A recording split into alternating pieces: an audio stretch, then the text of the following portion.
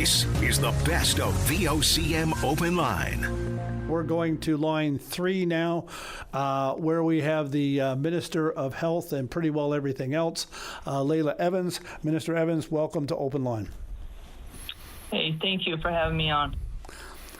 What can we talk to you about today? Why are you calling us?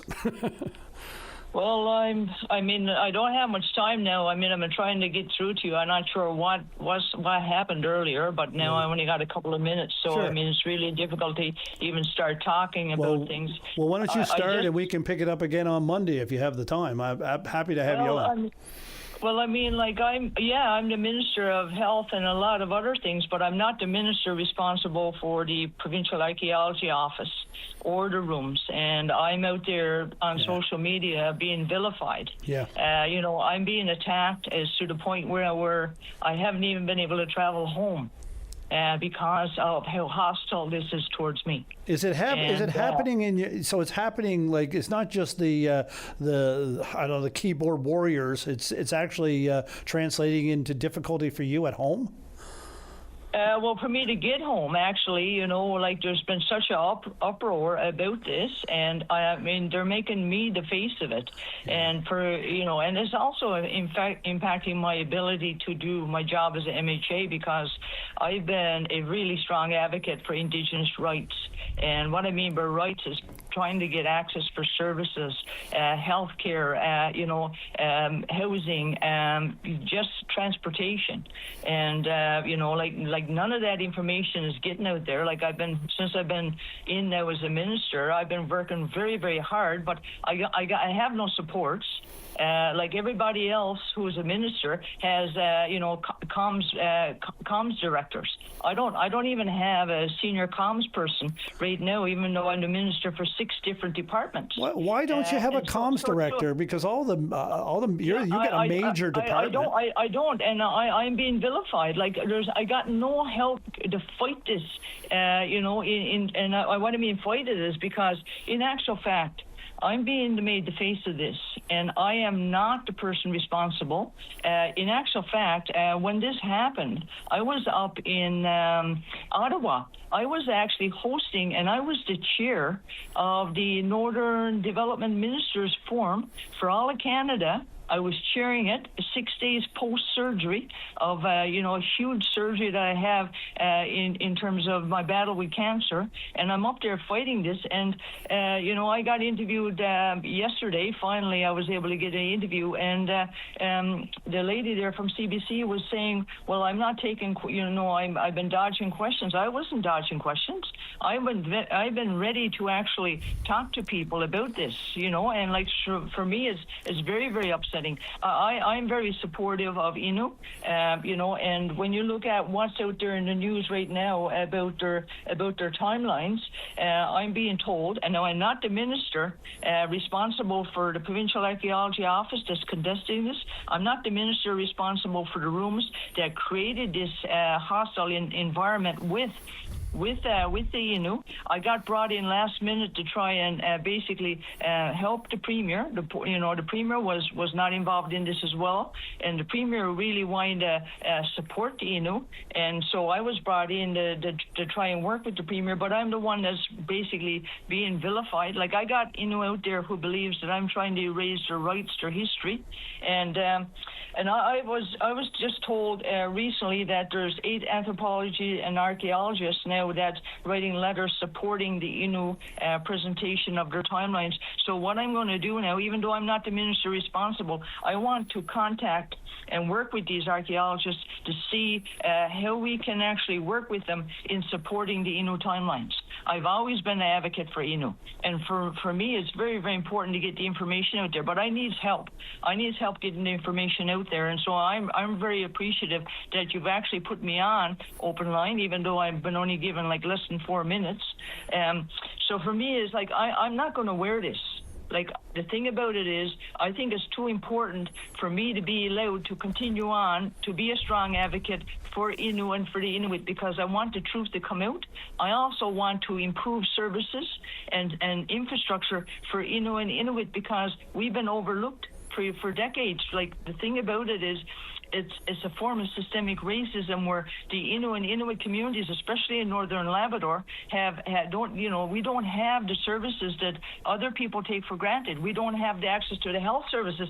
And how many times have I been on Open Line talking about that? So for me is, I am not going to allow myself to be vilified as a person who's not supporting Innu. And I mean, if you go back to Jody Oshini and ask her, she'll say right there in the meeting when we were meeting with them, I was there trying to support her, right? So for me is, I don't like my life, I don't like being harassed and threatened. I want to be able to safely be able to travel up to Labrador and to be able to go into communities in my district. And in actual fact, this created so much animosity towards me, who was there trying to help, that in actual fact, I was not able to safely go home to my niece's graduations, for their high school graduation, a huge family celebration. And for me is, that was really unacceptable. For me is, I'm a public servant, yes. I'm an elected official, yes. I'm a politician, yes. But in actual fact, every day of my life as a politician, I've been there trying to improve services. I've stepped up to be the Minister of Health. I've basically been working on actually trying to right a lot of these problems that exist in Newfoundland Labrador Health Services, right? And I mean, in actual fact, I have to take the burden of the brunt of Newfoundland Labrador Health Services mistakes, and I got to wear it. And I mean, for me, I wouldn't mind wearing it if we could fix it. But in actual fact, I mean, it's so many barriers for me to even be able to address those issues. So for me is, I needed to be treated fairly, and I'm calling out people who are out there vilifying me unfairly. If you want to call me on stuff that I haven't done, call it on me, and I'll take full responsibility. If you want to actually talk about stuff that I should have done and didn't do, I'll take responsibility for that. If you want to call me out, and vilify me for mistakes that I've made, I will be there, and I'll publicly admit to the mistakes that I've made. But in actual fact, this case here, with the Innu timelines and they're trying to get their culture exhibit on the go, I've been more than supportive. And, and I've been working now. I've come back, even though I'm not the minister responsible for the Provincial Archaeology Office. I've been meeting, trying to find out exactly what the problem with these timelines are and how can we support Innu. How can we support Innu to be able to actually have them feel respected.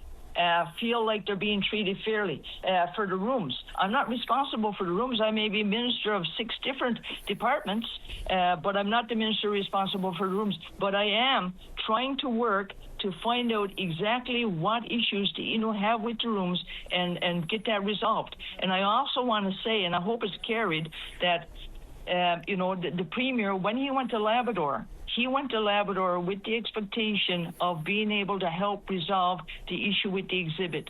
When we got there, it evolved into something else that really he did not have the ability at that time, at night, in the evening, to be able to agree to things that they were requesting, and he asked if he could actually come back and actually work on this and get some resolution so that the Innu would feel respected. And for me is, we need to make sure that the message is out there, because right now, it's impacting not only me as my public life and my reputation, but it's impacting my own health and safety. And for goodness sakes, if you're going to threaten me, if you're going to attack me, if you're going to actually make it difficult for me to safely be able to travel, well, at least do it for things that I failed to live up to as a minister. Call for my resignation. Call for my resignation, because you know something? At the end of the day, every single day that I am a minister or even just a regular MHA, I put 100% into working on to resolving the issues. And, that's the reason why I've been tasked with so many portfolios, is because I am a solid worker. I'm very respectful. I work with people who bring forward problems, whether they're with the unions. If you ask the unions, they'll say that they have a very good working relationship with me because I respect them. When they bring issues to me and to my office, I actually work on getting them resolved. You talk to workers, you talk to patients, you talk to residents. And for me, it's really, really difficult. Like, I am working every day. I'm a hard worker. I'm a respectful worker, and I want to make sure things are resolved. I'm also going through a cancer battle. Right? Yeah. The thing about it, I thought cancer was going to be the biggest problem for me, but no, being vilified and harassed and just basically discredited as a credible minister, when in actual fact I think that is very, very off base. Minister Evans, sometimes people despicably so think that when you put your name into public life that they can do or say anything they want about you, which is absolutely unfair and untrue. Respectful dialogue is always welcome. I know that, and I have never known you not to be a hard worker and someone who puts everything they've got into what it is they do. And for you to be vilified the way you're being is, I don't know if it's political, but it's certainly despicable. And I'm glad to have you on this morning. I'm sorry we get you in so late. We've gone 6 minutes past news time because we felt it was important that we hear from you on this matter. And please, if you want to get back to us and talk about other parts of this issue next week, please do. We'll welcome you back on the show. Minister Evans, if you wanted to say something just to finish up, we'll go to our news when you're done. I don't mind being vilified for wrong decisions that I've made. If I brought in new legislation, if I brought in changes that basically impacted people and people wanted to actually call me out on it through social media, I would accept it. I would wear it. But in actual fact, what's happening now in media with no defense, I thought people would come to my defense because they knew the truth. I thought I was going to be supported, right? Because of all the things that I've done. And in actual fact, it's very, very sad to sit here and have to wear it and basically have to worry about my own personal safety because of false information is out there. So if people want to continue, well, they'll have to do it knowing that it is not fair and it's not accurate, because I'm not going to wear it without actually standing up for myself. Right, and you always do, and good on you, and all the best. I'm going to break for the newscast now, but Minister Evans, please give us a call back next week if you wish to talk further about this. Thank you for making time this morning. Thank you very much. I appreciate it. This is the best of VOCM Open Line. We are going to go to line 2 right now, where we have Michelle. Michelle, welcome to the show. Good morning. Hi, thank you so much. This is my first time ever calling in, so I'm well, it's great. It's great to have you, and I know you're calling in response to a call yesterday from Tom regarding mandatory training, and you have a very important view on it. So let's hear what you got to say. Thank you. Yeah, and so yesterday, what Tom was talking about was he's a leader at the Hub, and they've received a requirement for mandated training on disability in the workplace. And when he was explaining that, he expressed how it was a bit ridiculous, where they, especially people at the Hub, they employ people with disabling health conditions and disabilities. They also assist and fight for people with disabilities all the time, so it would seem a bit redundant. And I wanted to offer a different perspective. No judgment coming to Tom at all. Like, I absolutely understand. No, absolutely. And on the surface, you can see what he's saying, but deeply inside, there's always something we can learn, isn't there? Right. Right. And I wanted to just offer a different perspective, not necessarily directly to Tom, but for anyone and everyone, especially people who are in leadership roles or who are, trying to lead change in any way. I wanted to, like you said, there's always room to learn, right? When we're leading change, when things are changing in the right direction, especially, our attitudes really make a big difference in how that change happens down the line, right? Not just at the highest, but the lower leadership and within the employees. And so when we are mandated for change, of course, it's an inconvenience, and that's going to cause discomfort, and discomfort is frustrating.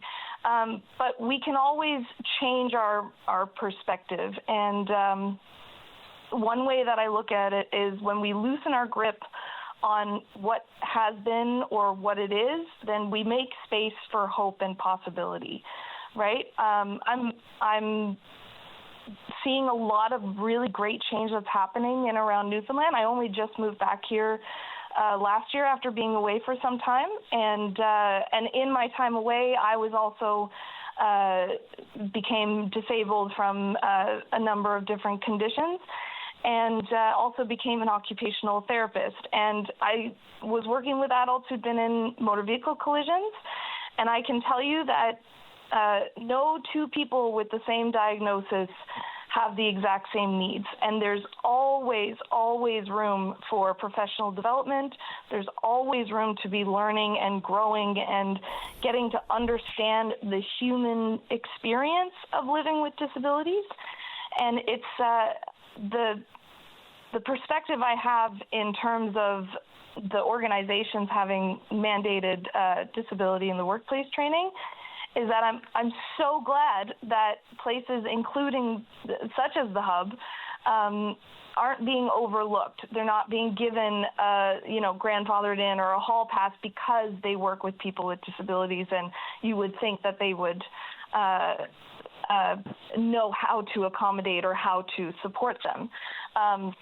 As an occupational therapist, we have to constantly be doing professional development. There's always new science and new knowledge coming out, and it's a good thing. It's a very good thing that this is happening.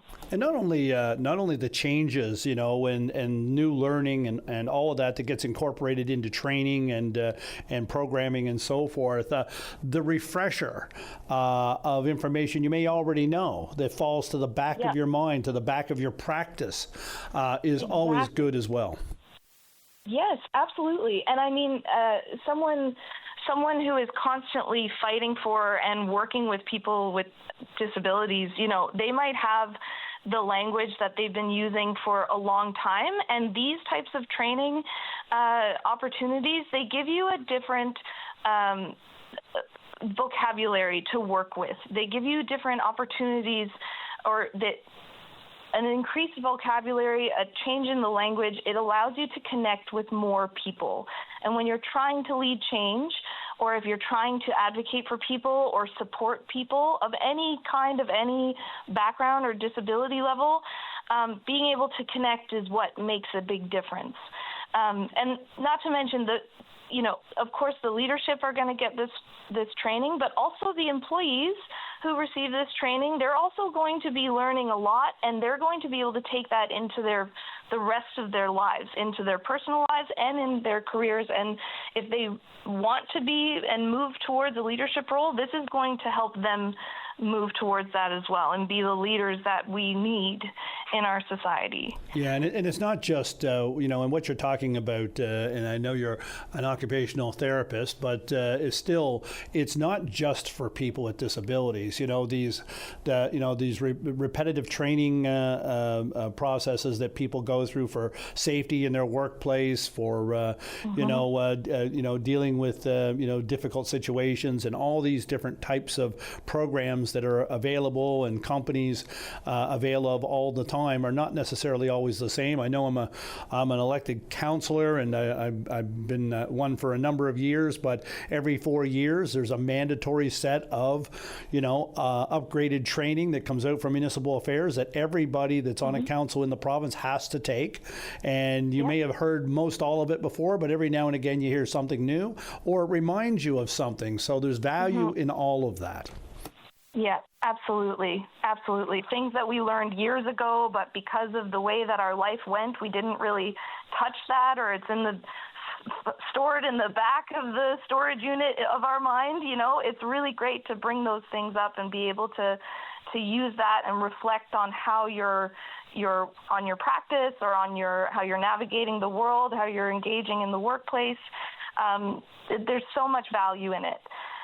And it's not, and the other thing too is the things that are in your mind that you learned years ago, you don't always remember them correctly, And I think it was Mark Twain that said that it's not what you don't know that'll get you in trouble; it's what you know for sure that just isn't so. And of course, and then it affects your whole thinking on a certain thing and you go back and find out and go, oh, I had that wrong. I remembered it differently than I heard it. And of course, if anything changes, that makes the whole thing antiquated, and it's good to get the reviews. Absolutely. And there's things that we learned years ago that we've learned since because of science and research and life moving forward, that what we knew before was not as helpful as what we know now. Like, there's so much to learn. You can throw your history books about Columbus in the garbage now, right? That I learned back in the 70s and early 80s. You can turf them out. They were absolutely wrong. Absolutely. And so I wanted to reach out to give a different perspective on the mandated training, and I'm so excited. I'm so glad to be seeing this happening, and especially for organizations such as the Hub, who are doing such great work, and making sure that they have up-to-date information means that they're going to be able to advocate and fight for people so much more effectively as well.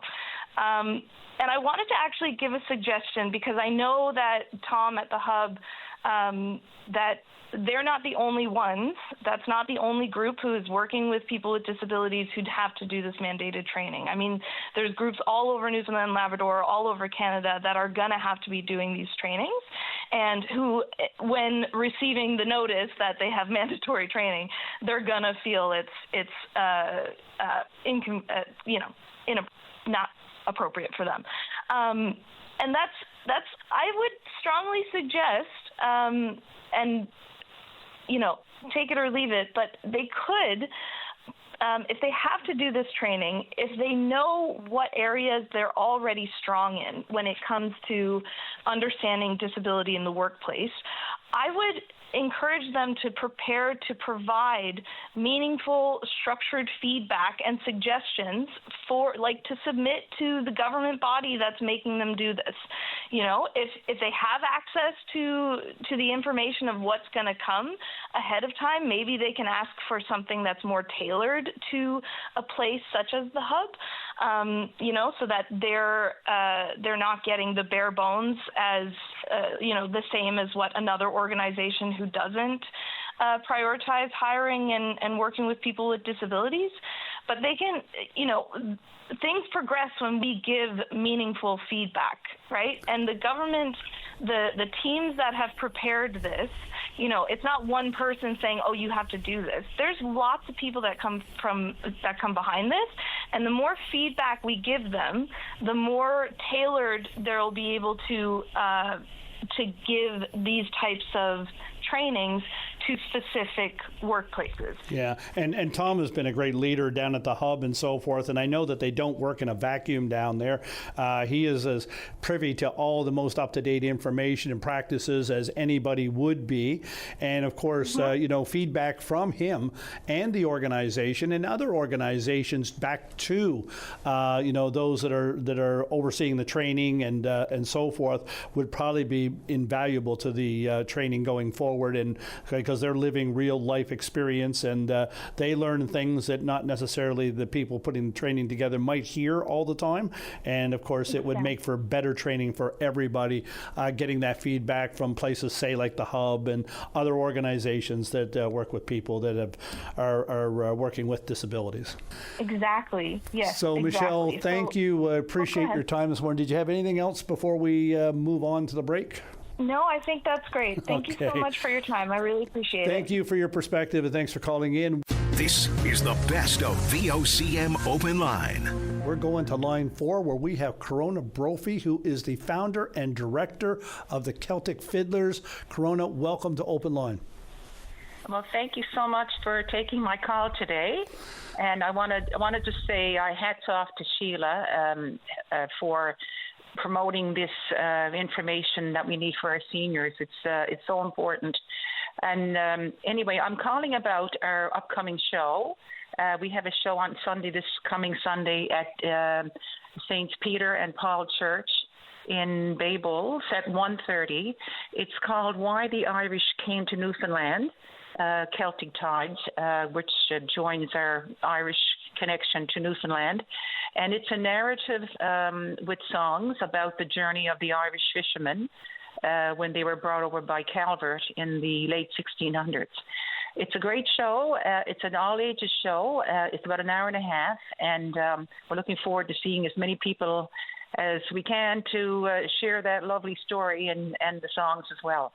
So just tell us a little bit about the Celtic Fiddlers, because this is not just showing up and listening to fiddle music. It's No. more than that. Yes, exactly. Well, this is our 33rd year of performing traditional Newfoundland music. I started this group in 1993 when I was teaching at St. Bond's and Our Lady of Mercy schools. And Brother Rice at the same time. I was in 3 schools then. And so we were doing a March concert, and I said, why not put some fiddle music in, because I was teaching strings.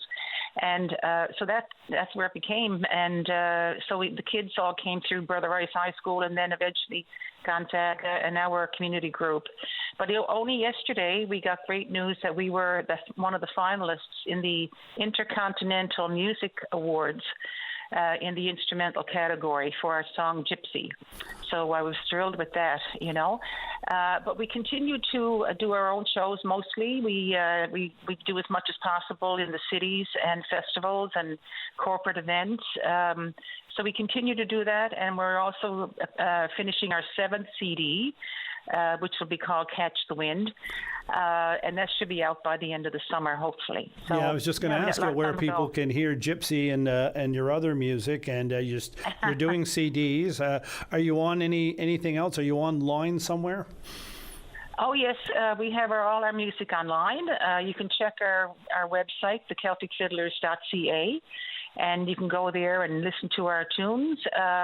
And we also have music available at Fred's and O'Brien's and Crafted Treasures in St. John's. They're a great support of our music. And all the gift shops across the province, they're so great in supporting our music and all, all local musicians, of course. Excuse me. But yeah, certainly, and I can send the Gypsy to Greg to play tomorrow morning. He said he would give us a boost as well. So looking forward to that. The tickets are $20 on Sunday, and you can get them at Eventbrite or at the door. And like I say, it's an all-ages show. Excuse me. Sorry, I'm just getting over a bit of bronchitis. No problem. So it's Anyway. St.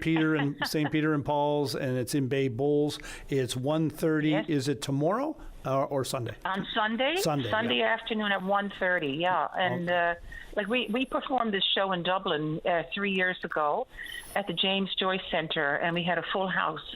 It was absolutely beautiful, and we had an Irish fellow who came. He heard we were playing, and he drove about 2 hours to meet us because he was a genealogist and wanted to connect with some of the members who had names like ours. So like there was a Murphy and Power and Madden and Reardon.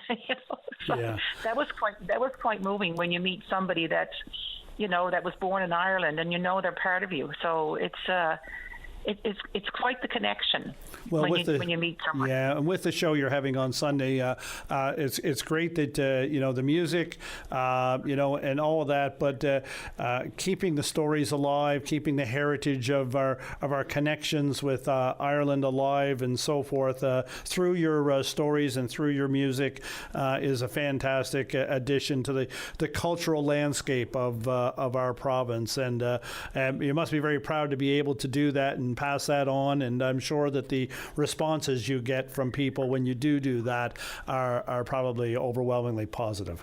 Oh, yes, and thank you very much. That's so kind of you.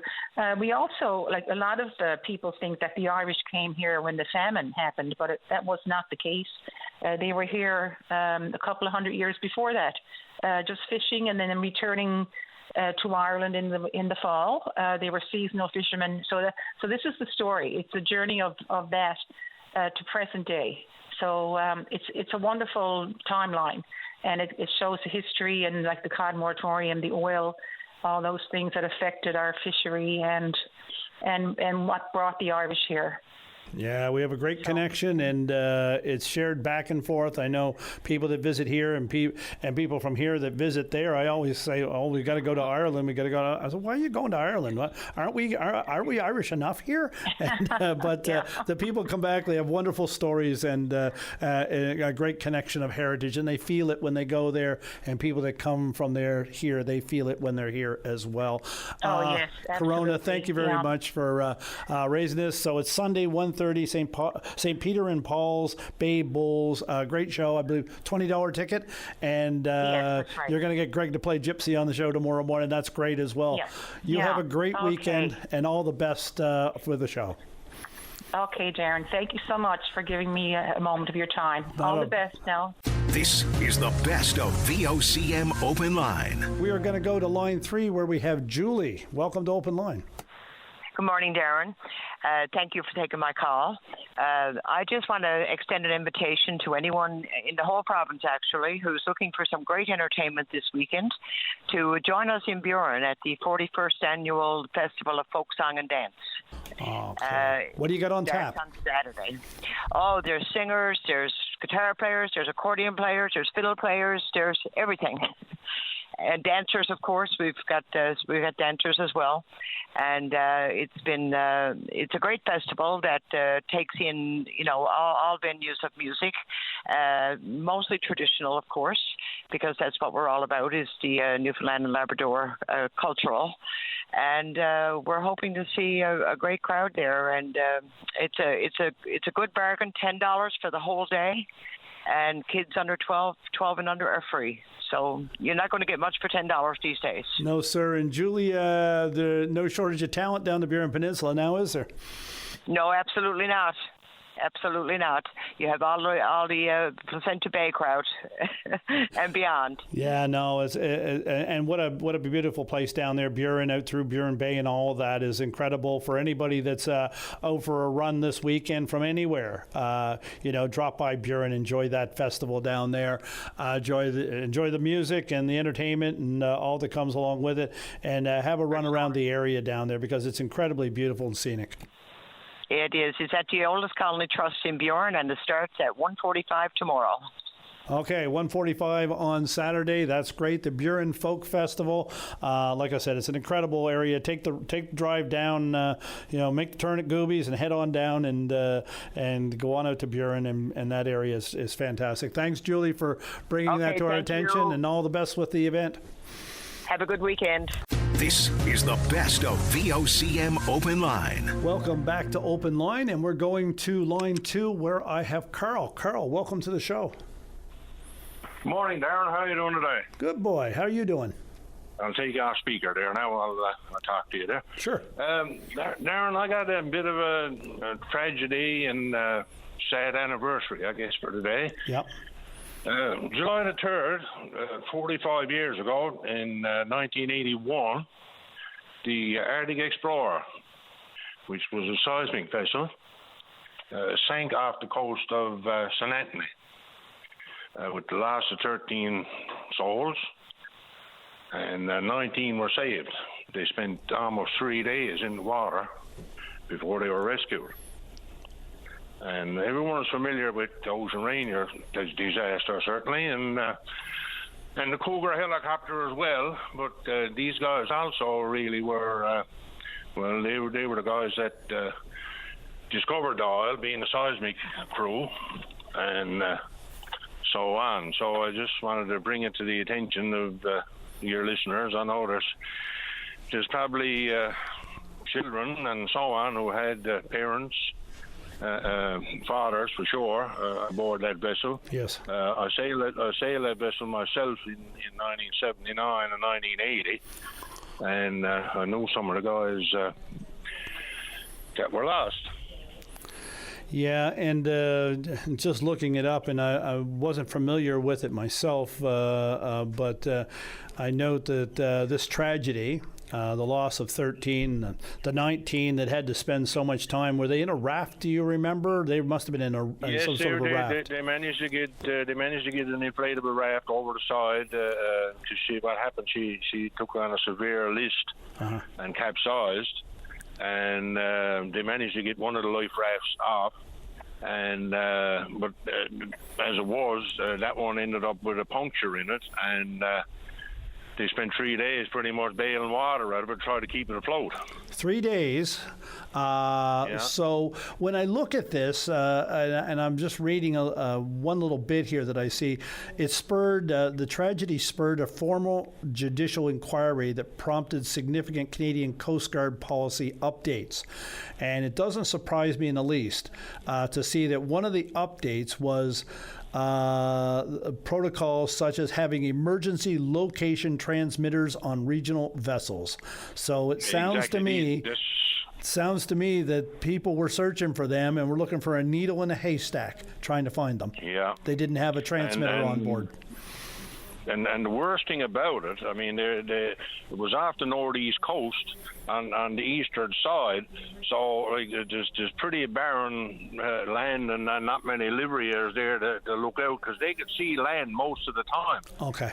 And they try to row towards the land, but the currents are too strong. They get within a few miles, and then the current will take them right back out again. Yeah, that's a rough area at the best of times up there, in that Strait of Belle Isle. Yeah. Yeah. But not having an emergency. July, Yeah, not having an emergency transmitter. And I just noting that the policy updates that came after this incident were requiring survival suits and emergency locator transmitters on regional vessels. So that indicates that before this happened, no survival suits were required and transmitters were not. So that really changed the game a bit for marine safety, did it not? Well, it did, but this happened roughly 8 months before the Ocean Ranger tragedy, right. and this inquiry, although it was good, these recommendations didn't come in until after. Right. Because the bureaucracy moves pretty slow, no matter what branch of government you're dealing with, and so on, right? But I just wanted to bring it up there to your listening public. Like I say, I won't mention any of the names that were lost. That's all public record, but. Yeah, okay. I'd rather not do that, Well, thank you, Carl, for bringing this up. It's something we should remember, and it's important that we do. So thank you for bringing that up regarding the Arctic Explorer.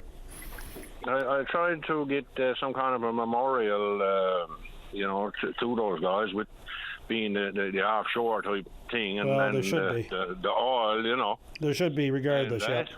Yeah. Yeah, I think so too. Yeah, Well, keep working on that. Maybe get in touch with your local politicians and so forth. They may be able to spearhead something to get a memorial done for that, because some recognition there, sure. Absolute tragedy. Yeah. Okay, Carl. Thank you for calling. Thank you for bringing that up. And if anybody else wants to get involved in that, maybe get in touch with your local politician to see if they can get a memorial to the loss from the Arctic Explorer back on this date in 1981. This is the best of VOCM Open Line. Welcome back to Open Line, and we're going to go to line one where we have Brian. Brian, good morning and welcome to the show. Good morning, sir. Thanks for having me. Can you hear me? I can hear you loud and clear. That's great. So, yeah, my name is Brian Kelly. I'm calling from Howley regarding the trailway network across the province. So when the CN Railway left, that was transferred over to the province as a provincial park. It's also part of the Trans-Canada Trail, and it's created a lot of business in the small community of Howley. Recently, this spring, twice now, Krugers had to spill water through the main dam as Grand Lake has gotten too high, and that's totally understandable. That's not the issue. The issue is when this happens, it effectively closes the trailway throughout the island in this area. So I've spoken to just about anyone that'll listen in business, in politics, municipal, provincial, tourism development, local user groups like the Newfoundland Labrador Snowmobile Federation, the Junction Trailblazer Snowmobile Club, about gaining access across the top of the dam. And this has been ongoing for all my life. I've lived in Howley for 40-something years, and I've had conversations before with these groups and with Deer Lake Power and Cornerbrook Pulp and Paper, and everyone seems to be of the same thinking, but it comes to a liability issue at the top of the dam, and it never gets to be open to allow access for travelers. Yeah, so I just wanted to voice. Sorry. So what's happening then? So they're opening it because water levels are high, and then of course it's causing flooding downstream. Is that it? Yes. So normally the trail for the province is just below the dam, and that's how you get east to west from Howley to Deer Lake. But while they spill this water, they have to, but the lake is just at top height. It's at the top of the dam, and there's more rain in the forecast, and there's also spilling from Hines Lake into Grand Lake from another generating station. So the water has to go through the dam for safety reasons. Totally understandable. Yep. But while this happens, there's no access for the trail network. And I mean, it's heavily promoted by tourism, by this community, but the neighboring communities. And I have small business, and it's totally affecting me in a negative way. So over the years, while being, with these user groups, I've been on the executive, I've volunteered, I've attended meetings. There's always this conversation while water is being spilled, but nothing seems to come to fruition. And it always comes back to safety and liability, which is totally understandable as well. In the meantime, I think there's enough user groups, there's enough interest, enough business, enough political push to safe out the route across the dam that the locomotives used to use, for 50 years. It's still used today by the dam personnel with their pickup trucks and personnel to lift the water gates and have water flow through when they need to. And there's more than enough room there to fence it out and safe it out for everyone's safe passage. It just doesn't seem to be getting any traction. So the deputy mayor of Howley has started a little petition, and I wanted to get online and ask people to check it out. If you think it's supportable, please do so. Yeah, so just to explain to me, again, you're talking about going across the top of the dam to avoid the flooded area, is that right? Yeah, that's right. The normal route is probably 20 feet underwater right now. Yeah, okay, fair enough. And you're saying the vehicles are using this now. It seems like a reasonable request. And of course, nothing happening between incidents is not an uncommon practice, I suppose, in a lot of places. So you want to get on top of this. Is it flooding out now? I know it did back in May, I believe. So it's flooded out now. Yeah, and it's having an effect on the local economy. It's having an effect probably on people that are traveling across the province on the trailway that may not even know. And so where do people go? What do they do then? Are they just stuck there, or is there a way for them to get around it without being in the flooded area? So in the past, while I was with the executive of the Snowmobile Club, we've had access for a short period of time with, people standing on each end to allow passage with proper signage, with some extra snow fencing, et cetera. And at a different time, it was opened as well to allow traffic to pass through for ATVs, et cetera. And I understand with age, the dam is over 100 years old. With age, things tend to crumble a little bit, but I don't think there's any reason why it can't be safed out. Now, in the meantime, there's some locals recommending an alternate route to the north through a bunch of woods roads and some marshy areas, and then illegal use of provincial highways. And I can't in my own conscience recommend that route. There was a group here yesterday at my business. I got the one-stop shop here in Howley. And I just overheard them, and I said, so do you guys know the route you're talking about? They said, yeah, but we're going to bypass the marsh, and we're going to ride the TCH for several kilometers. And I'm like, that's not very safe or legal to do. And this is what's happening. So people are circumventing the route by taking these ulterior routes, which aren't really acceptable. Yeah, so it puts everybody in a bad spot. And, of course, there's probably a lot of people that aren't aware of what's happening there until they get there. And then they're kind of stuck as well. And, of course, it's affecting local business. So, some sort of long-term plan for this is probably the right way to go. And you're starting that with a petition at Howley now. As you said, the deputy mayor there is working on that now. And you're looking for support from trail users and people in the area to, petition government and Kruger and whoever else would be involved to come up with a fix that would come into place when they have to flood out the area that's being used now. Yes, for sure. And I mean, I've shared it to my other business page. If people want to go check that out, it's under Howley Tourist Lodge, Trappers Lounge, and Takeout. Okay. All right. And aside from the flooding, while I've got you, Brian, how is business? How are things out there for this year so far? Well, unfortunately, Darren, it's been a long winter. We had excess snow this year, led by a rainy spring. And this flooding has taken place during May long weekend and now again on Canada Day weekend. On both ends of that week, it's destroying the business that I would normally have this time of year. And this time of year, it's when, you make money, you make hay while the sun shines. And I can feel it. It's terrible. I'm trying to keep employees going, the business going, and it's detrimental. Yeah. Where do most of your customers come from? Do they come off of the trail, or are they people coming through the area? Or are they people visiting from out of province? I would say mostly come from the Deer Lake area. It's only a 25-kilometer trip from Deer Lake to Howley. You come for a soft serve, some gasoline, you go to the restaurant, have a bite to eat.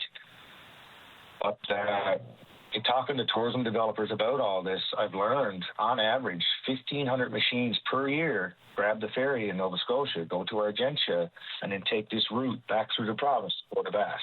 It's a week-long trip, and this is interrupting craziness. Yeah, no, that's people coming across that and not knowing what to do it'd be a real problem. And of course, we're hearing from hospitality places that there's expectation, given the economy, people are cutting back on their travel budget for this year. That's not helping you at all either, is it? No, not a bit. Okay. I mean, the social media's picked up on it now. There's a couple large groups there that have been endorsed by Newfoundland Tourism and the Trailway itself, like Crossing Newfoundland by ATV and Ride the Rock Adventures. They're picking up this. And I see user groups from New Brunswick who do tours. I see people from Nova Scotia who come over on their bikes, and they're commenting, and where do we go? Should we cancel our trip? And then I'm getting calls at my hotel motel. Yeah, we're going to cancel it. We don't know how long this thing is going to happen. There's no date of when it's going to end or stop, so they just canceled.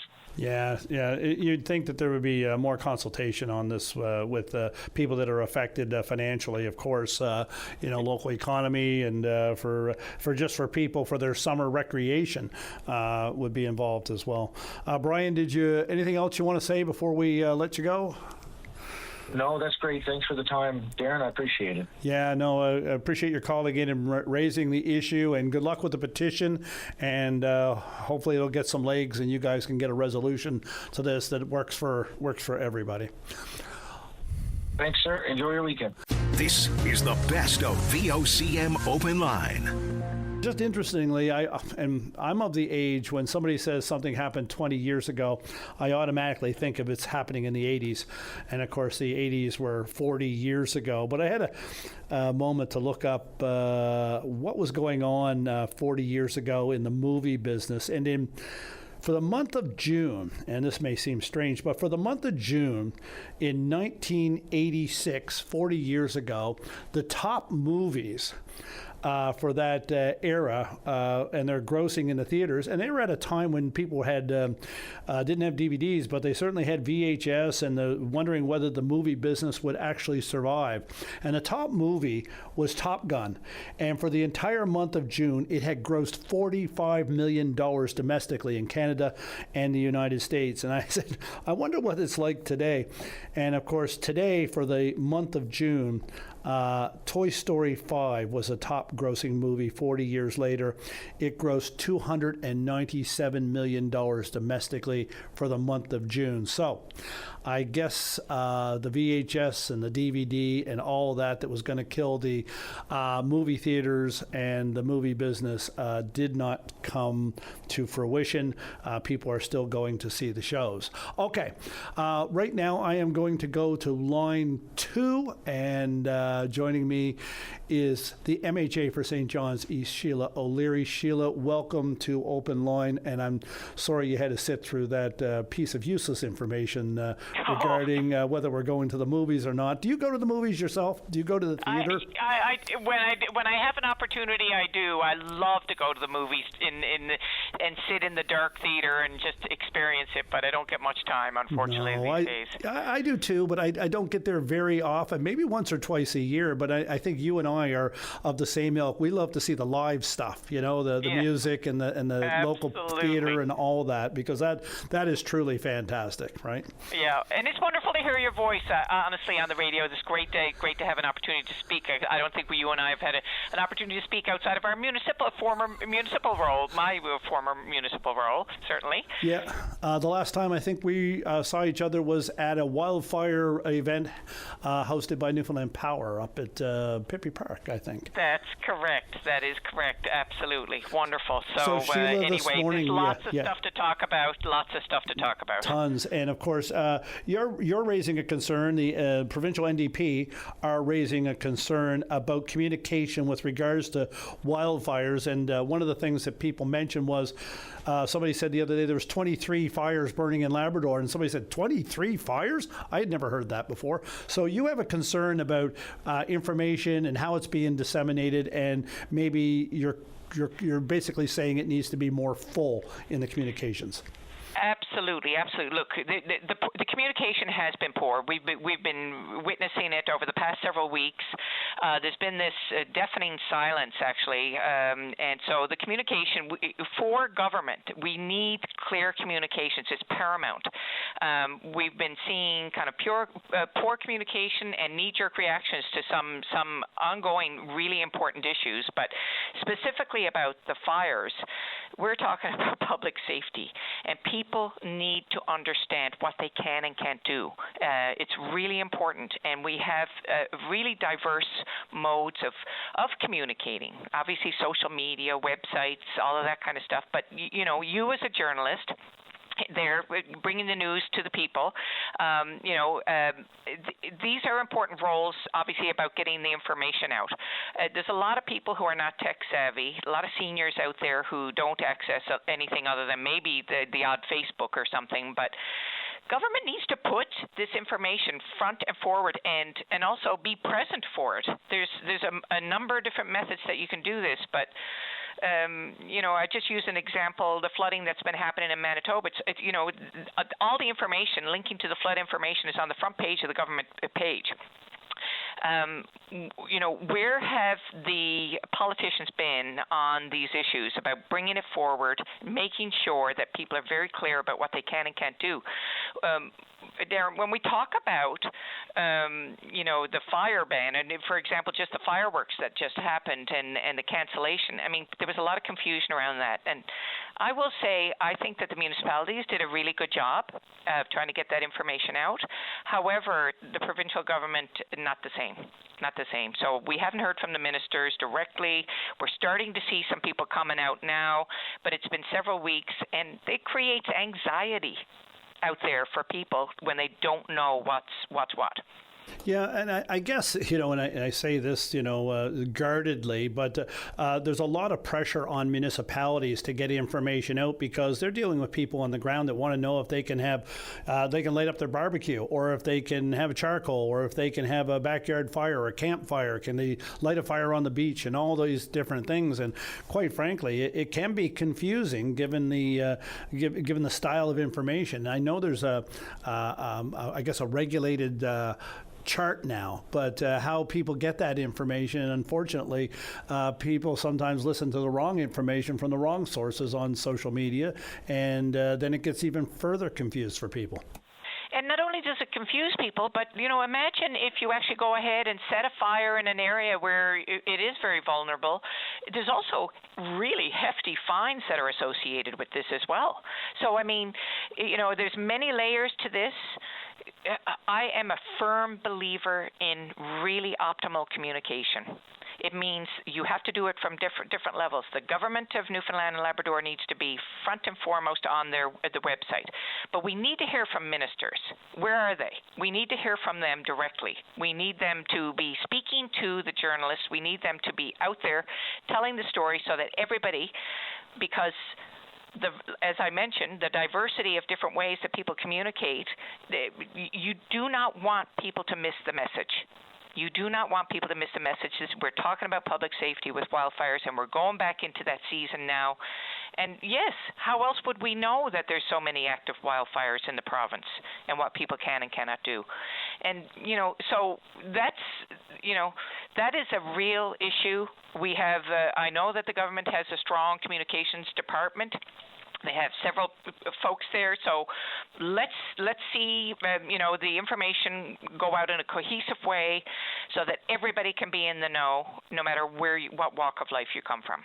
I'm just going to go down this road, and I know this is going to strike the ire of some people, but, last year when we had the wildfires in Conception Bay North, Holyrood, Paddy's Pond, and those areas that affected a number of communities, and of course devastatingly affected Conception Bay North, they're closer to the center, and we saw the political response on television, live news briefings almost daily. These fires are in Labrador. They're rural to some degree. Do you fear or feel that that may have something to do with what seems to be, or what you feel is a lack of urgency to the communication? Well, I'm not sure about who's prioritizing what, but we need the information directly, and I don't care where it is, whether or not it's a cigarette butt that's being thrown on the ground. It could be in the middle of St. John's East Kitty Vitty, right in the downtown core of the city. We know that we've had those issues happening before. Our whole province, we need to have a collective approach, and that is what government should be doing. I mean, we need to make it easier for people to know that there are rules in place, not harder. And misinformation is always the key. When we talk about misinformation, we've seen examples of misinformation going out regarding a number of issues from government in recent weeks. And we need to be really clear about what the government is projecting, what the regulations are. And again, I speak about a number of different issues right now, but this kind of clarity is important to people, especially where we're in such a fast information exchange time, and whether or not it's stuff misinformation around the healthcare policies and such, as we talked about in the past couple of weeks around children and the age of consent. The Innu exhibit, all of these things, need to have response and proper communication, and we're not seeing it. Sheila, thank you very much for raising this, and I believe VOCM has this as the question of the day today about the communication regarding the wildfires and fires and fire rules and regulations, and of course, the information is important. It's important for people to be able to access it at the easiest level, and you can never say it too many times enough, the proper information. You can't oversell it, I suppose, to make sure that everybody everybody gets the right information. And of course, there's so many people out there that are looking to have a fire.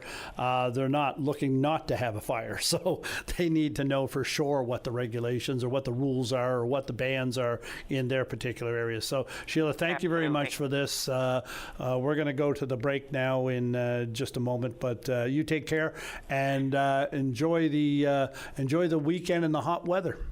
Thank you very much, Darren. I really appreciate it, and I guess it's just all comes under the one heading: where is government, right? Okay. So thanks so much. This is the best of VOCM Open Line. Right now, I'm going to line 2, where I have the Minister of Forestry, Agriculture and Lands, Pleeman Forsey, MHA for Exploits. Minister Forsey, welcome back to the show for the second time this week. And I'm assuming you're going to give us an update on wildfires. And at the same time, I'm going to ask you to respond to the provincial NDP and their concern about fire information being shared within the province. Yeah, good morning, Darren. It's nice to chat with you again, of course. But I did want to call this morning for an update on the wildfires, especially in Labrador, of course. This morning, as of this morning's report, Darren, we've got 26 fires, of course, in Labrador. You know, Wabush, Lab City fire area is still the main focus, with suppression giving its close proximity to the communities. Priority forest fires, of course, include the Walsh River, Blueberry Hill, DeMille Lake, Esker Road, Cartwright Junction, you know, and all the fires are being monitored across Labrador. You know, we have our crews and we have our EOC teams and IMTs set up in Labrador, you know, helping us out with those fires. So communications with the communities and the work they're doing, I mean, say it's greatly appreciated, and we're they're doing great with those fires, and I appreciate all the work they're doing. So that's sort of an update this morning. You know, we have our crews up there, and we have our air supports up there. We have water bombers and the bird dog, of course, and we have the choppers up there as well, the helicopters, and that's all involved with those fires.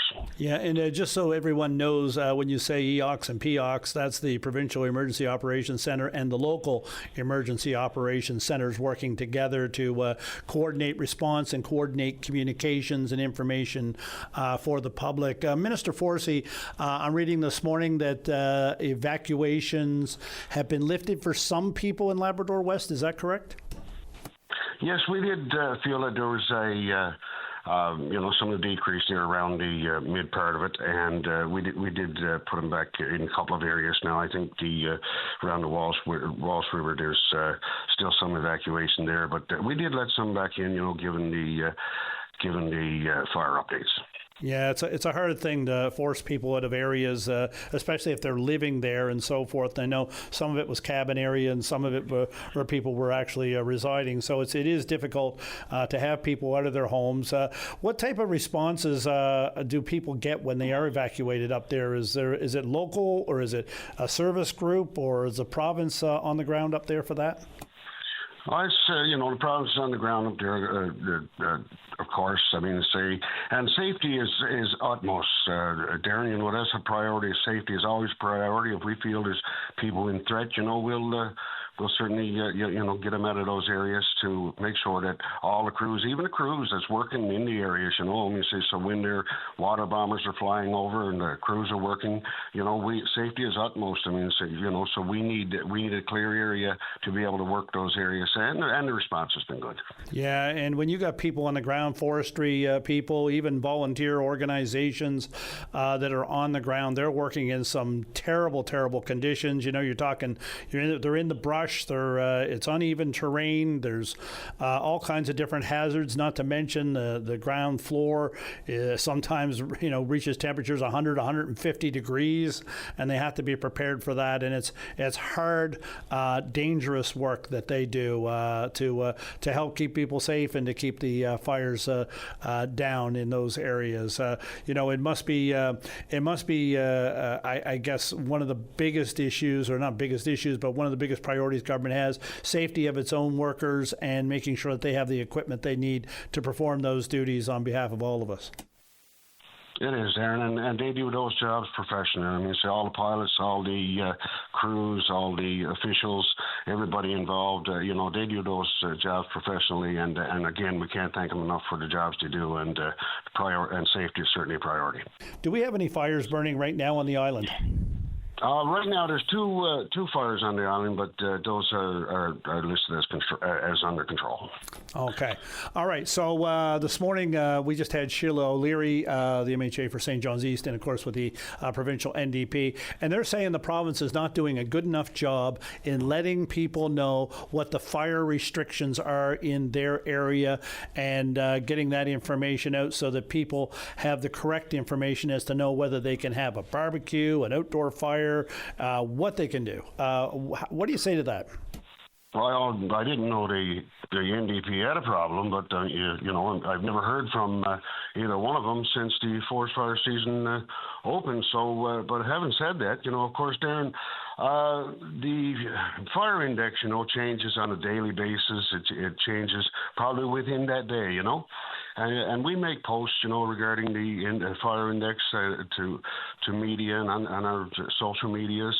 But, as an holistic approach, we all have a role to play in keeping our communities informed and safe.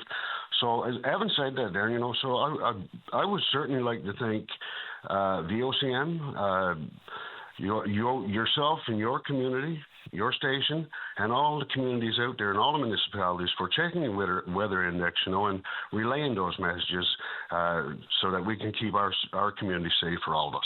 Yeah, and it's always a difficult thing, isn't it? I mean, we had Canada Day and we had to cancel all of the fireworks, everywhere because of we went from moderate to a high rating, which eliminates that. And of course, when you're telling people you can't have an open fire somewhere, we're a people of wanting to be out around a fire. It's a difficult plug to pull, isn't it, to move the index up, but it's the responsible thing to do. That is. I mean, but that changes. We calculate our information through weather index through the weather stations, and like I say, that can change on a daily basis. But through the rules and regulations and the Forest Fire Act that we put through earlier this spring, the regulations are there. They're into it. The index, is there for it, and the rules are there related to those fire indexes. That was put in place in the House of Assembly, and that's all attached to the index and the websites, and all the information is there. So, we try to keep our community safe and informed. Yeah, no, and communication and proper communication is the most important thing. You should follow the information that comes out from forestry or from the province regarding the status of your area and any area and the status of fires. I guess it's always difficult. A lot of people try to get their information off of social media, but not all social media posts that do not come from the province or forestry are necessarily accurate. A lot of it's opinion and so forth, and that gets a little confusing, I guess, at times. So if you want to go right to the, I guess, the horse's mouth, then you probably could go to the website, the government website. Is it just on the Forestry, Agriculture and Lands page, or is it on the main page of the provincial website? Do you know? It's on the government website and on the forestry page. So and we put those indexes out and through the media. And of course, I know VOCM has been doing their part on helping us getting that message out. And again, of course, today on your show. So please, around forest fires, around fires, please watch the fire index. And when the index is high or above, very high extreme, fireworks are not permitted, but high and lower, you can have a campfire, in your pits and that sort of stuff. So it's all there. So those messages, are out there, and we'd like for all of us to play a responsible role. Absolutely. Minister Forsey, thanks for making time this morning and earlier the week, and I expect to hear from you again next week as we move further into this summer and we see what's happening, and hopefully you'll have some good news with reports to the 26 fires currently burning in Labrador. And all the best, and pass that along to the forestry workers who are doing yeoman service out there on behalf of the people. Thank you, Darren. I do appreciate that, and we'll chat next week. This is the best of VOCM Open Line. Okay, we are off to the races this morning already. On line one, we have Wilma McGinnis. She is the Provincial Child and Youth Advocate. Wilma, welcome to Open Line. Good morning. Good morning. Happy Friday to you, Darren. Yeah, it's a great, nice day out there so far, and hopefully it stays dry. So, Wilma, what is on your mind this morning? I can only venture a guess. Yeah, certainly lots of things. As you know, I'm certainly new to this role over the last 3 weeks, but certainly not new to the work that we're doing here at the office. And I guess initially, I just had wanted to just touch on something that I actually saw in a local news broadcast last evening, and which talked about child and adolescent psychiatry emergency consultation hours being reduced through NL Health. And as the child and youth advocate, I mean, I find that very troubling and very concerning that there'd be any reduction in mental health services for young people here in our province. We just 2 years ago, actually, our office launched a mental health review because at the time we were hearing from a lot of young people, their family members, and professionals who were really concerned about the lack of adequate mental health care here in Newfoundland and Labrador and all throughout the province. And so we launched a mental health review, and it's been a very comprehensive process, and we actually hope to release that report now during the summer. And during that period of time, I mean, we did 145 sessions. We were out in like 40 communities. We talked to well over 620 adults in terms, and that included healthcare professionals, parents, and we also had an opportunity to speak to almost 100 young people.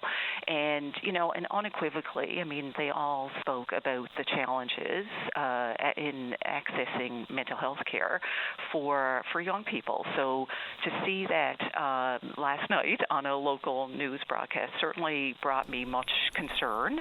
And it looks like some of those hours that they're reducing, so it'll be like an 8 to 5 on a Monday to Friday, an 8 to 1 on a weekend and holidays. And we all know, I mean, we can't control in terms of when young people need mental health services. So it might, and certainly they'll need it outside those hours. So I would love to see some reconsideration of that reduction in the consultation services. I'd like to know what the plan is to maintain timely and adequate care for young people. And again, I have not spoken with NL Health. It's just what I saw on the local news broadcast. So I'd certainly be encouraging, some, certainly engagement with frontline physicians and healthcare professionals just to see what can be changed. And this is pediatric mental health was already struggling. And, and the crux of the work that we do is all about the rights of young people, and specifically, Article 24 of the United Nations Convention on the Rights of Children. I mean, talks to all young people having the right to best health care, and that includes mental health care, and so that certainly, it doesn't, Yeah, it seems strange this day and age when we know, about the pressures are different, and everything's more immediate these days and so forth, which can add to different types of anxieties and exacerbate, any plan for mental health. To hear that, I'm just wondering, the review that you did across the province and so forth, the survey, I suppose, did they pinpoint key factors that are affecting the mental health of young people? Were there key trigger issues that people seem to theme on across the province? Yeah, and we know that, I mean, even a lot of the research speaks to how the pandemic, and COVID certainly impacted the mental health of a lot of folks, not just young people, but adults alike, but certainly young people. And, even prior to the pandemic, our province was part of a national paper on youth suicide, and that was September of 2019. And because at the time, Canada ranked in the top 5 for youth suicides, and it's certainly not a stat to boast about. And so when we know that's certainly substantially increases in terms of marginalized groups as well, Indigenous young people as well.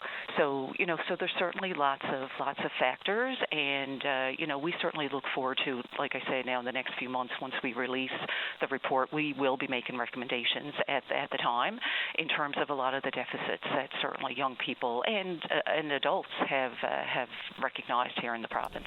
I guess the proposed ban on social media for youth under the age of 16. How do you see that playing a role in maybe helping this issue, or do you see it playing any role in helping this issue? Yeah. And certainly, when we look at, something certainly needs to be done in terms of social media. Technology is just evolving at a rapid pace, and certainly legislation hasn't kept up to speed in terms of that. And voluntary action by some of these companies or platforms just has not been sufficient either. And we can't have young people and their parents being the ones who monitor that, right? There should be built-in mechanisms right from the onset to protect young people. So we'll certainly be looking for that when there are legislative changes here, certainly what that looks like on a provincial scale. And we'll be looking for real accountability. We'll be looking for a focus on child rights and an emphasis in terms of preventing harm as opposed to reacting to the harms, as we've seen has been happening with the social media platforms. And certainly it does. We know that young people are connected to these platforms, to these games, and they use it for connection. They're using it to reach out for support. But we also know we've seen the damage of that as well, right? In terms of their well-being, their mental health. So certainly something needs to change for their own benefit. Okay, so let's get on to core care because we saw this come out from NLHS a couple of weeks ago, outlining the legislation, letting everyone know, I suppose, what the rules were, and the rules are the rules. However, since then, the Premier has come out and basically said that the new digital health platform that they've brought out, has exposed what he calls a fundamental misalignment between existing statutes and the expectation of families in the province. And of course, it's been on the books for a long, long time, apparently. And nothing new, but of course, I think it's like this. You do your driver's test when you're 16 or 17, and then when you're 48, do you remember all the rules of the road? If somebody showed you one of them, would you be surprised to see it? Maybe. But this is one of those things that falls into these legislative rules that sit in the background that nobody really reads, looks up, maybe has never come up against an issue. Maybe there's never been a case that a 12 to 15-year-old knew that they had to give permission, that they just had access anyway. So it's not a practiced rule, I would say.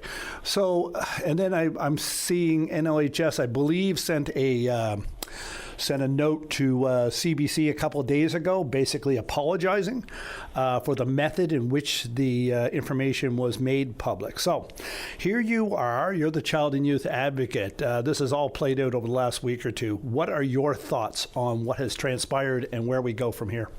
Yeah, so that's certainly been an issue that we've been looking into as well over the past week since it arose in the media, and we're continuing to monitor that. And as you said, right from the onset, communication was such a huge issue, hey?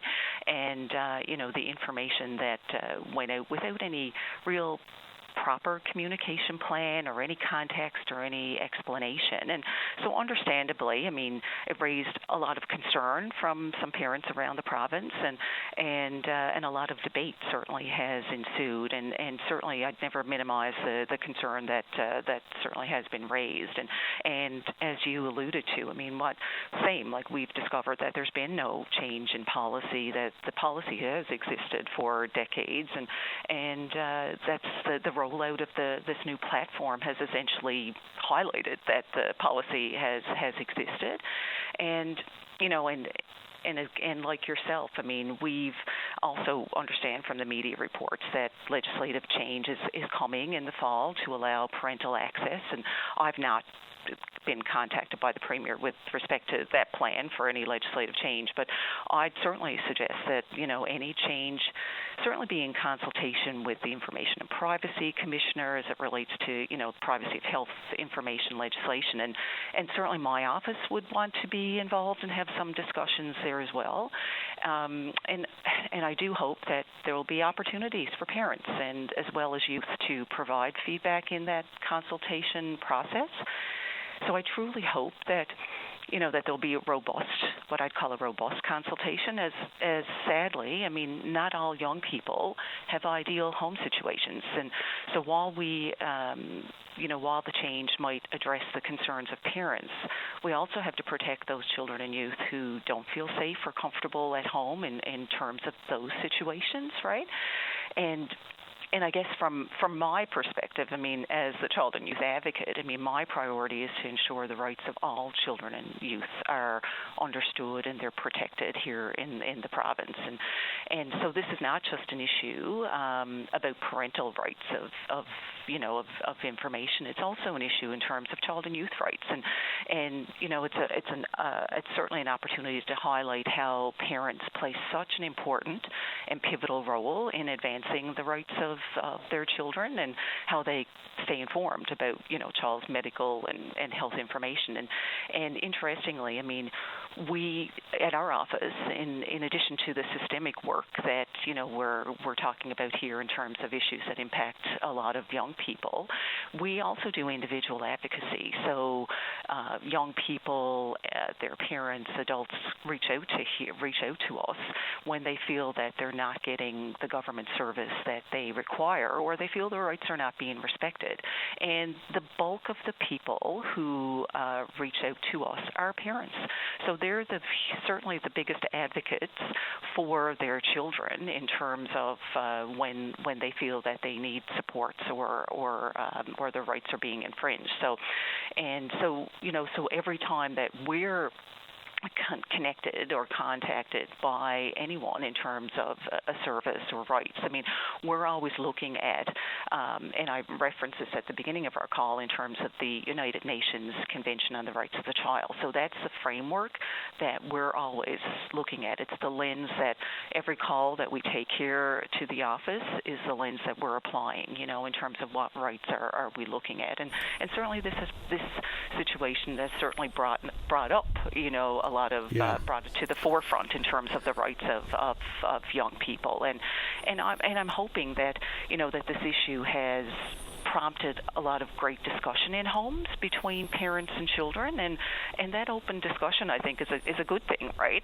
And from my perspective, I mean, I've been a social worker for over 30 years. I've worked in the area of rights of young people for many years, and I believe that for most young people who have healthy relationships, that there's good communication between them and their parents, and I think that this has probably been an opportunity to hopefully have some purposeful conversation at home. And of course, those are the communications that are not of concern. I guess when you have legislation like this, it's the more problematic ones where the safety of the child is paramount.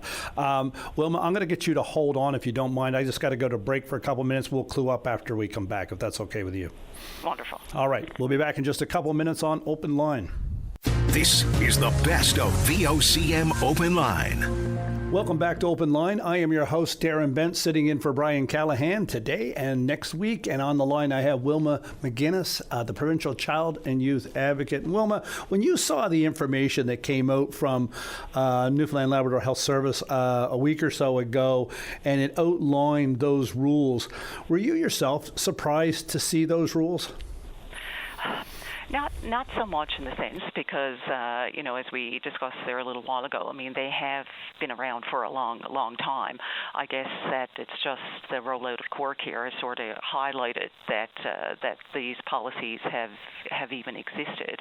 And we've certainly seen in other legislations here in the province, in terms of the Children, Youth and Families Act, we see that 12-year-olds actually have a right to information about themselves and their circumstances. And again, it's depending on their age, their level of understanding, in developmentally appropriate language, of course, right? And that for them in terms of that legislation, and that certainly includes court documents. So I'm sure that, as government now looks in the fall to make any legislative changes, that they'll certainly be looking at those types of other legislations, no doubt, that exist here in the province as well, right? We'd certainly like to make sure that there's certainly proper consultation when that happens, and certainly better communication, no doubt, than what we've seen, which certainly spurred on this whole process a couple of weeks back, right? Yeah. So we hope that there'll be a better communication process as well. And as I said, I mean, we no doubt, I mean, this probably has garnered a lot of conversation in homes, and hopefully it has been an opportunity for parents and young people to talk about this and this whole process and policy, and also an opportunity, no doubt, for parents to hear from children, and we'd love to see discussion of rights in homes as well. I mean, a huge part of the work that we do here as well is public education, right? So we spend a lot of time in schools, in summer camps, helping educate young people about their rights and their responsibilities, and we do the same for adults and professionals as well, because they're such an important conduit of information for young people. So the more that adults know about rights, the more that they can then share with children. Right, but if we're getting new legislation regarding this, based on what everybody has reacted to, and I think the Premier basically said because the expectation of parents, with regards to their children's health records, it's going to be a difficult balance, is it not, to protect vulnerable children and allow access to, parents as they see fit.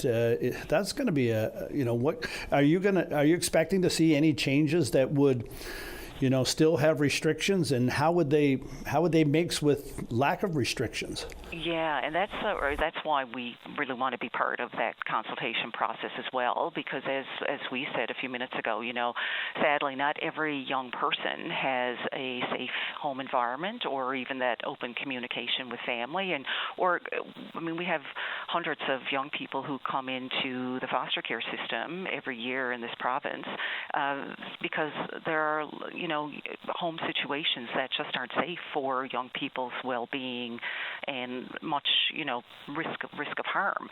So, I'm very mindful that of those children and youth who would be at risk. I mean, should their parents have access to their health information, it wouldn't be in their best interest. So how do we ensure that their information is protected? And no doubt that can't be by what I call default, right? So we're looking forward to having some of those discussions as well, as this process unfolds. Yeah, it'll be interesting to hear the reactions and the submissions that people would make. make if government gives them the opportunity to what the legislation should look like, because it seems right now that one size does not fit all. It has raised, and it's a blanket legislation now that everybody between 12 and 15, have to give permission. And that's fine, I'm sure, for 95% of the population, maybe 90, I don't know, but there is that portion of the population that probably needs further protection, and depending on their the family makeup and who the guardians are and so forth. And not everybody is in the same boat, but looking forward to seeing what comes of that. And would you like to see some sort of public consultation, or would you like to see submissions, or what would you like to see for the process in going forward? Yeah, we'd certainly like to see it robust, as comprehensive as possible, and in terms of whatever mediums that people feel comfortable with, right? Not everyone might be comfortable in terms of a public sort of process.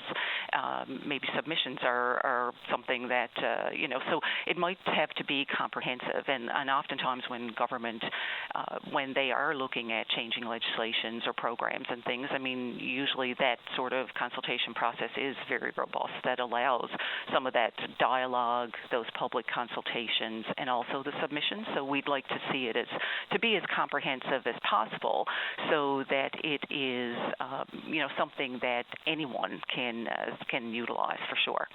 Yeah, absolutely. So you haven't spoken to the minister and or the premier regarding this directly since it's happened. Are you expecting to have a meeting with them soon? No, I have not, and certainly we will be wanting to feed into the process. So we will certainly be reaching out to provide our thoughts, certainly in the process, for sure.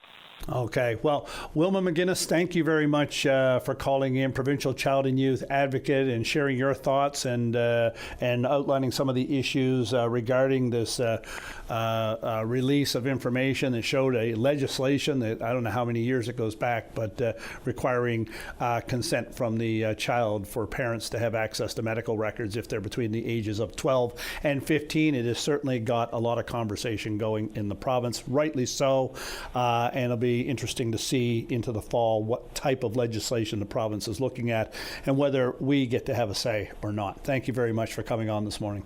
My pleasure. Have a great weekend. The best of Open Line returns shortly. Next up, I am going to go to line 2 where I have Jerry. Jerry, welcome to Open Line.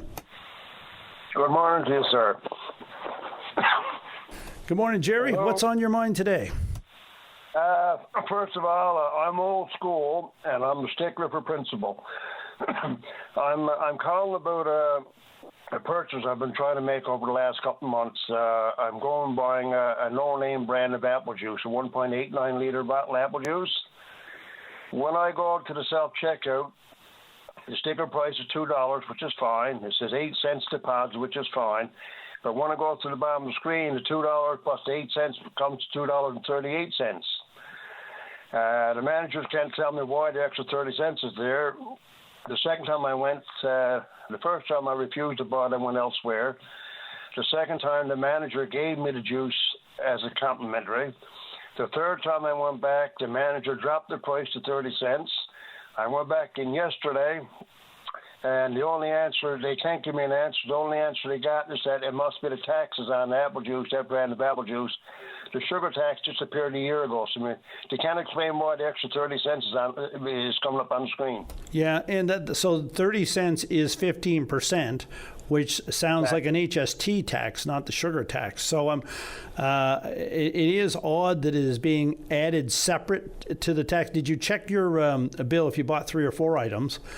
Does the HST add up to the other items and not the juice, and the juice HST is being charged separately? Is that possible? I'm not sure if you've gone that far into it or not, but it's an odd thing to have to pay an extra 15% on juice specifically. I've never heard of it, but have you looked at it that way? I can't say it. I know the first time I refused to buy it, and I went across to another store, and the lady checked on me, and there was no tax or no nothing on apple juice, period. Yeah. But this particular store, 4 times at least, the price turns up that extra 30 cents per bottle, and they can't tell me why. And that sounds like possibly, and I've seen this before, that stores are having some trouble with their system. It's a computer thing that that needs to be adjusted. But if you went in and bought an apple juice or orange juice, whatever you're buying, at $2, when you leave the store, how much have you paid?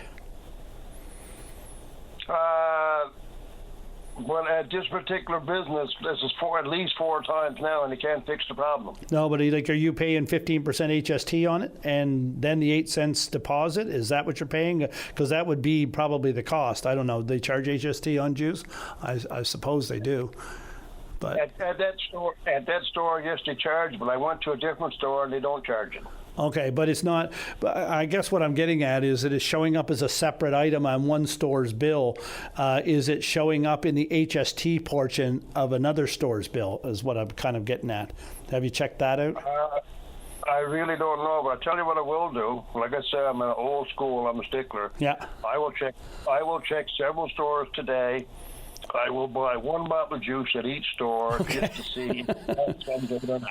Yeah, and just see if you're paying the same amount at the end of the day, if you know what I mean. Like one store may have it broken out for some odd reason, I don't know, but it may be in your final sale. Or maybe somebody listening knows the answer to this quandary and can give us a call and let us know, because it would seem likely to me that if you're paying HST on a number of grocery items, that all the HST would be in one pile at the bottom where they charge HST, not broken out. So what would that 30 cents you're paying, which is 15% of a $2 item, why is that on the bill separate? Is it just an anomaly with this store, or is it something that's just it's buried in your HST on other stores? Well, find that out for me, Jerry, and give us a call back. And if anybody out there knows the answer to the situation Jerry is confronted, please give us a call and let us know, because it's certainly interesting. And we know historically that every now and again something doesn't get changed. You got to watch your bill, and you got to watch what they're charging you for, because sale items don't always ring up as sale items, and pricing is not always in the computer as it is on the sign. So it's good to be a stickler, Jerry. That's right. Now, just as I'm saying, if you're buying several items and you don't know it's an extra 30 cents on your bill. Yeah, that's right. Yeah. So or if it's included. So yeah. So it's good to double check it for sure. Always good to check it when it's rung in at the time it's rung in, but it's always good to check it afterwards too. And most stores don't have any trouble rectifying a problem if there's a problem. But anyways, Jerry, I'll leave that there, and you get back to us. Let us know what's going on. All the best. We'll be back next week with more Open Line.